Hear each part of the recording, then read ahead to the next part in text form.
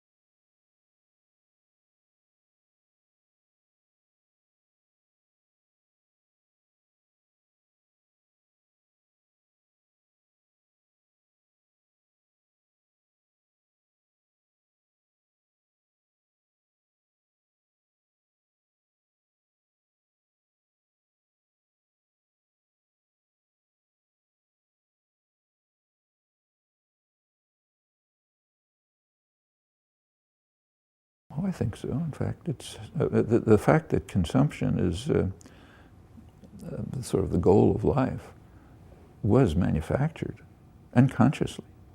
You go back to the business literature in the 1920s, and ever since, in an increasing scale, it was recognized that we must I'm almost quoting, focus people on the superficial things of life, like fashionable consumption.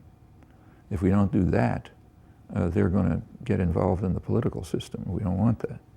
What was happening in the roughly the 1920s is that in the most free countries in the world, Britain and the United States, enough freedom had been won so that it was becoming impossible for the state to control people by force, the old way. You're getting parliamentary labor parties, women were getting the right to vote, the vulgar masses were getting involved in running their own affairs, which cannot be tolerated. You couldn't control them by force. That's when conceptions like manufacturing consent or fabricating consumers, engineering consent were developed. That's when the public relations industry developed in the freest countries. in the United States and Britain. And its goal was to create consumerism, one of its main goals. First of all, because it's profitable, but also because it's anti-democratic.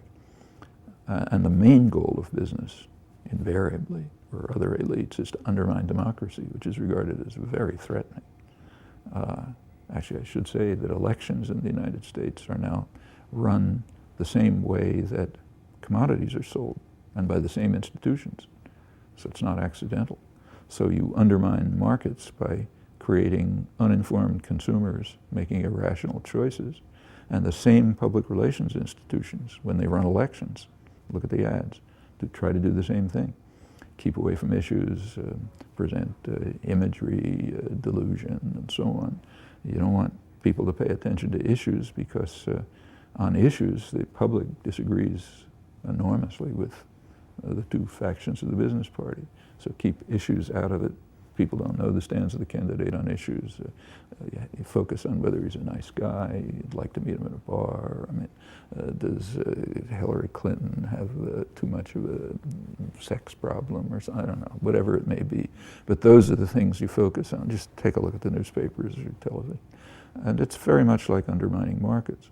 But this came in the free societies as a result of the victory of struggles to attain democracy, which is frightening, has to be beaten back. And consumerism is, to a large extent, created by conscious effort. But that means it's fragile, and it is. And by now, you know, there are large sectors of society that just don't want it. I mean, they want to live a decent lifestyle, not have every imaginable gadget you can have in your home. Can that develop? Yeah, sure. These are cultural changes that can certainly develop. Never easy to do these things, but of course there are no major institutions backing it. It has to be done through popular action. And it has to, at a higher level, at a state level, it has to be done by cooperation with the oil producers and the oil consumers. Actually, I'm sure you know that when Hugo Chavez appeared at the United Nations, there was tremendous ridicule of his outrageous speech and screeching and so on. He actually gave a very sensible speech at the Security Council, at the United General Assembly, I guess, which I don't think was ever reported. His speech started by saying that exactly this point. He said, we're facing an environmental crisis. The oil producers, like my country, and the oil consumers, like many of the others gathered here, have to cooperate to deal with this crisis, which will require carrying out significant socioeconomic changes, changing the nature of the world order, the way we live, and so on, so that we can reduce and maybe end the use of petroleum for production of energy and use it for more healthy things and find other ways to live. And he went on with a number of constructive suggestions. Well, that, as far as I can recall, didn't even get reported. It's much more interesting to report him calling Bush a devil. You know.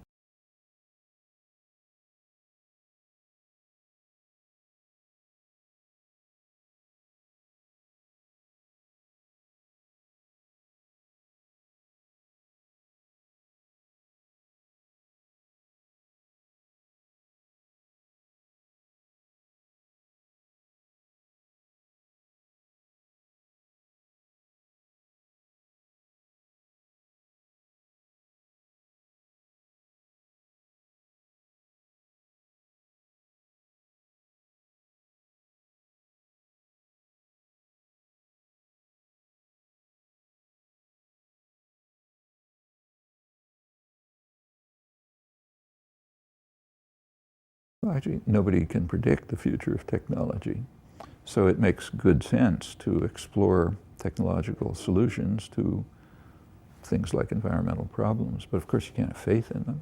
And you can be pretty confident that any technological solution that comes along will have negative side effects as well, which will have to be balanced. It's none of these, nothing comes free.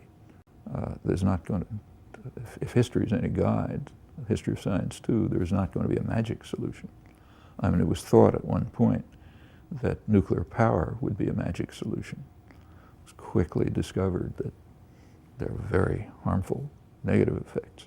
And it's very likely that that'll be true of any kind of technology that's developed. I mean, the cosmos is a complex system. Any way you manipulate it, something else is going to happen that you hadn't thought about. You know? So yes, every such effort should be pursued if they make any sense, but with a recognition that at the core of the problem is serious socioeconomic and cultural changes. We just have to live in other ways, not like the ones we have been driven to live in. There's nothing natural or nothing in human nature that forces people to work 20 hours a day to accumulate as many commodities as they can stuff into their house. I mean, that's an imposed lifestyle, which, like any imposed lifestyle, has some attraction, or people wouldn't accept it. But it certainly doesn't have to be the one that's followed. I mean, I could give you personal stories about things like this, but it requires a change. And and these changes can take place. I mean, the result of the 1960s, the activism of the 60s, it did have a big effect on this. I mean, it did make the societies much more civilized. It's one of the reasons why it's called the time of troubles. It was making the countries too civilized. You know, it's dangerous and too democratic. But one of the effects was simply on lifestyle. So during the late 1970s and the 1980s, you know, this was sort of becoming ingrained in large parts of the public. There was a very, I don't know the figures for Europe, but in the United States there was a steady decline in among younger people in use of tobacco, red meat, coffee, marijuana, which is less dangerous, but things that really are dangerous just declined sharply. There was no legislation that said don't smoke tobacco, you know, don't eat red meat. It was just a change in lifestyle. People wanted to be more healthy, you know, more activity, you know, go to the gym, jog, you know, whatever it may be.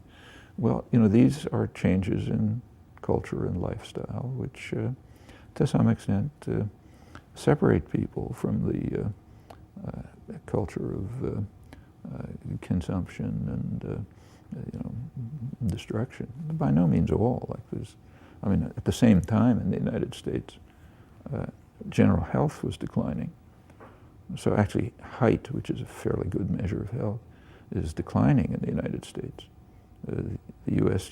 the genes are pretty much all the same, but the tallest people are the Dutch or the Germans, you know, and not Americans. They're now shorter. You notice it when you go to the airport in Frankfurt. There's these 6-foot-tall women and so on. But that's just a change. It's reflections of changes in lifestyle and you know, probably even in hours of work. I mean, hours of work have declined in Europe, gone up in the United States, and that has health effects. You know, the things that they measure say, well, you know, GDP per capita isn't going up as high. Sure, because people are choosing a different lifestyle. I mean, they're choosing to have a couple of weeks off instead of being kind of copying a Japanese salaryman who has to be taught what leisure is. You know.